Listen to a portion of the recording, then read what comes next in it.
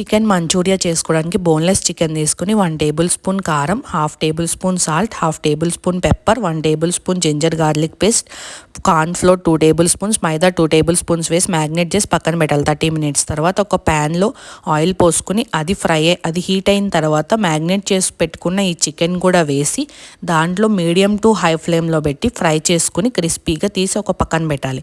తర్వాత ఇంకొక గిన్నెలో 2 టేబుల్ స్పూన్స్ దాకా ఆయిల్ వేసి దాంట్లో జింజర్, గార్లిక్, ఆనియన్స్, క్యాప్సికమ్ ఇవన్నీ వేసి వీటిల్ని కూడా మీడియం టు హై ఫ్లేమ్లో పెట్టుకుని మనం ఫ్రై చేసుకోవాలి. 90% కుక్ అయిపోతాయి. మధ్యలో తిప్పుకుంటూ వీటిల్ని కూడా ఫ్రై చేసుకున్న తర్వాత కొంచెం లైట్గా సాల్ట్, లైట్గా కారం, లైట్గా పెప్పర్ కూడా వేసి వీటిల్ని కూడా ఫ్రై చేయాలన్నమాట.